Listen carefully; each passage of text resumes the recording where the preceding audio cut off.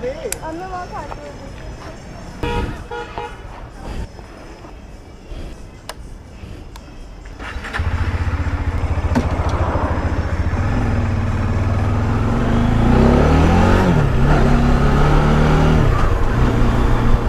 guys, how are you all?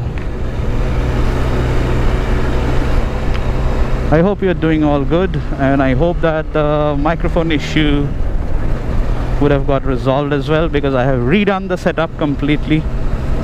So I have been using a direct USB microphone so far, and that was actually an expensive microphone setup. Like, the microphone costed me in Indian rupees 2,500, which is, I mean, some people will say not too high, not too low. To me it was on the expensive side. But anyways, I've completely, I've removed that direct USB thing. I'm now using it back with the converter, the USB to 3.5mm converter of GoPro that comes. So I have a couple of those converters. I'm using the original one at the moment, and I have redone the microphone setup as well. I will post a picture on the screen which you can make out from.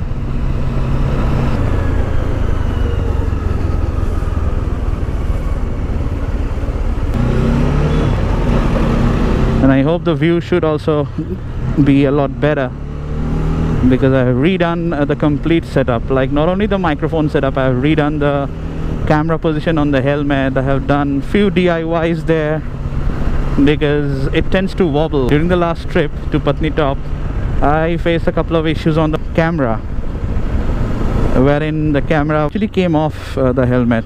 It happened with Pratt as well. Look at the clouds, man. I'm in a mixed emotional state at the moment. Now, why mixed emotional? Because I have two nephews, in case you are not aware of that. I have two nephews, obviously one being older and one being younger, and they are, by relation if you call, they are my nephews, but they are more like my sons to me. I have seen them from their birth. They have grown in my lap. So my elder nephew yesterday, he is a mechanical engineer. He has just passed out. He got graduated from Shiv Nadar University, which is one of the well-known universities of India. He wanted to study aerospace because he is more interested in aeronautical engineering and all that stuff. So he looking for some options. There were options that he might go to Canada for higher studies, and eventually he decided to go to Germany. He went to that university yesterday. Like, we were all at the airport, and though we were all emotionally pretty strong, but after he has left for Germany, like by this time, like it's around 4:11 p.m. on the 29th of August, he must have reached there by now, or maybe in some couple of hours he might reach there.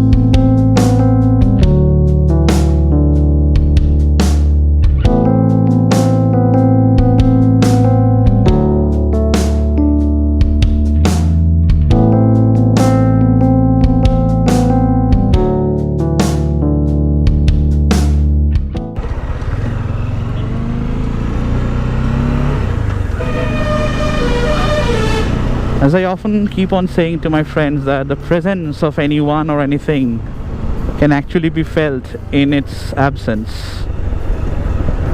Be that a person, be that any object. So when that person is not there around you for XYZ reasons, that is when you feel the absence.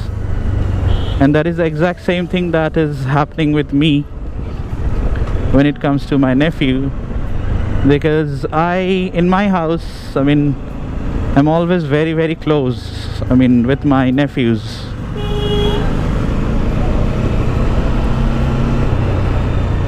So yesterday when he finally left for Germany, ever since then I'm getting pretty emotional. Though I'm happy that he finally made it till Germany and he would be pursuing his dream career and all, but still it's an emotional stir in my mind which is going on. I'm happy and I'm sad at the same time.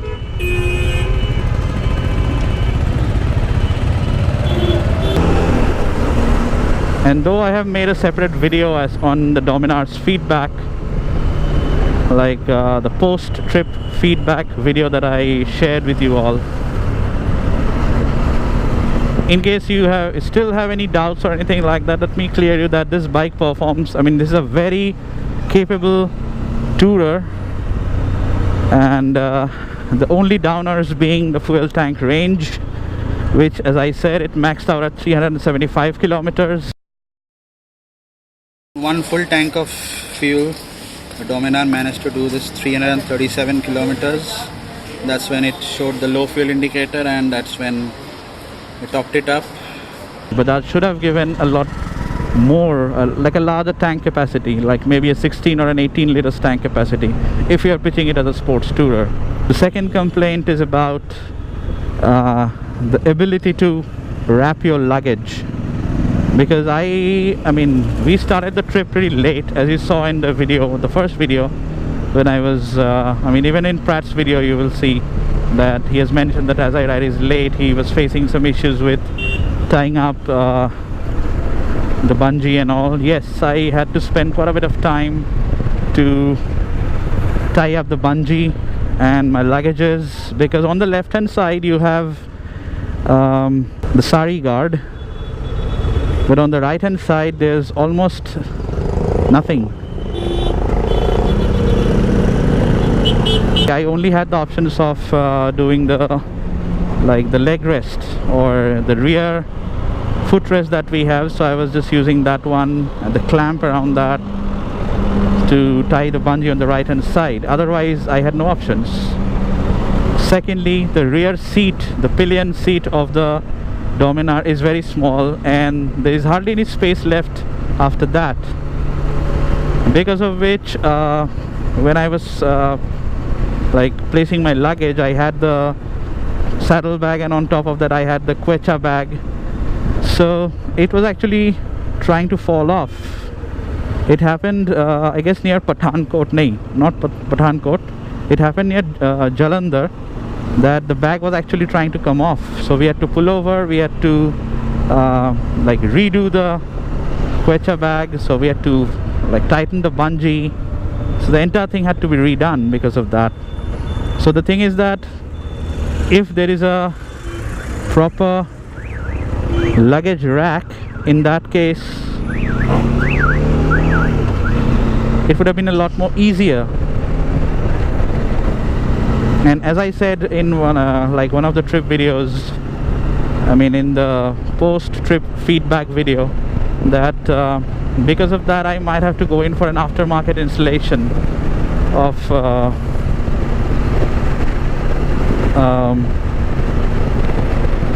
what do you call it?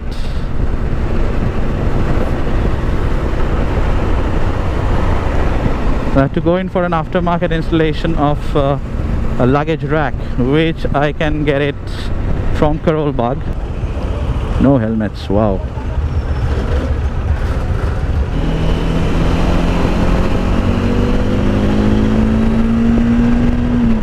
I love this sound, and I have no idea why people keep on doing exhaust modifications on a Dominar. उनके चाहते क्या हो तुम लोग? मतलब the psychology of most of the Indian so-called bikers or two-wheeler owners, I should say. I don't call them bikers. So the typical Indian psychology or the mentality is that I want a bike which is costing as low as possible,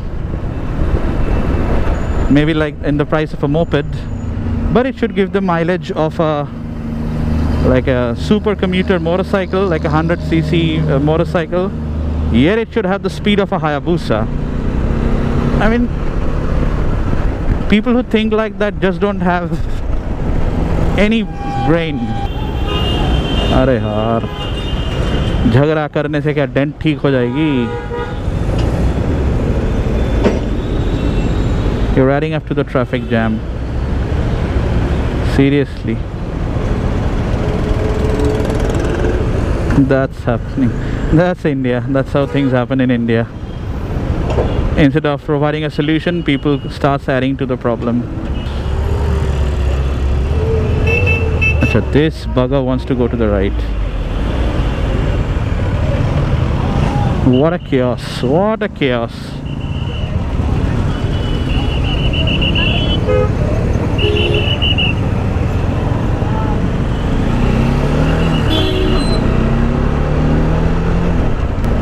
और भी कोई किसी को बिठा लेते. I feel so bad for the bike suspension. Now in case you have noticed,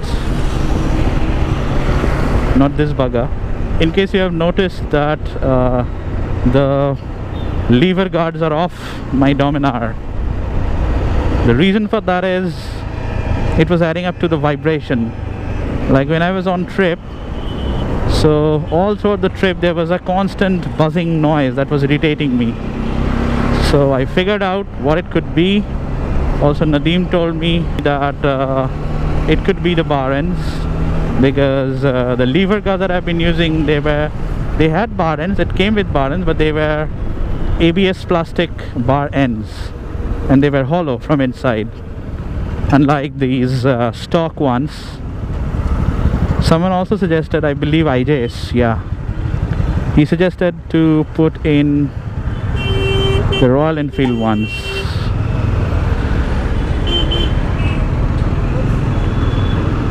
Like the Royal Enfield bar ends, that would have also added weight and would have counterbalanced the vibration. I didn't go in for the Royal Enfield ones yet. I had the Dominar's stock bar ends, so I went in for that. And the vibrations have gone down considerably, but not completely. I still have vibrations. Now this is also a very commonly asked question about the Dominar, about the vibration and all. क्या देख रहे हो भाई? I mean, I will actually have a word with the Bajaj technicians. I mean, as IJS suggested. So I might just take my bike to them and then check the bike all throughout, and maybe get a job card opened only for checking the vibrations. See, I have to do like this to get rid of the buzz, the vibration. I mean, this has almost become my muscle memory sort of thing. I have to do this. I used to do this, and I still do this on even during my trips.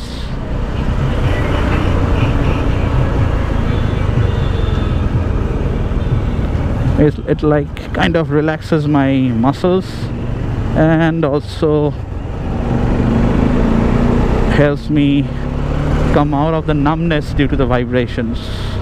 And there are major changes that are going through my personal life these days. Now don't run your imaginations or anything. I'm not getting married or anything like that, neither I'm getting any new motorcycle or anything. It's something that relates to my professional world.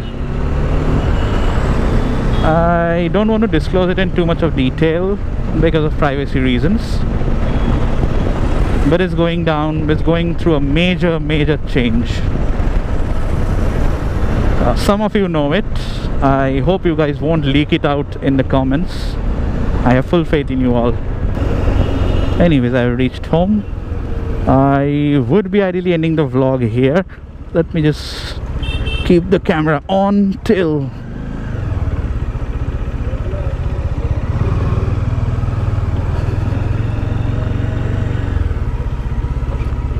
I can go in through here.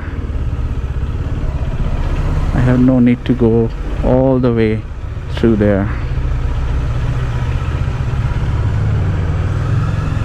That's the KTMI road. Any which ways, I wish my nephew all the best of luck. Hope he does awesome out there. Yes, we are gonna miss you, and I know you guys are also missing us. But son, I know you have to do it, and you will do it, and you will emerge super successful out of all this. On that note, I sign off. Yeah, it's emotional because when I'm going upstairs now, I won't be seeing him, and this is gonna happen for at least 1 year, because before 1 year he cannot come back. That's part of life. Anyways guys, take care, ride safe, do good, and good things will happen back with you.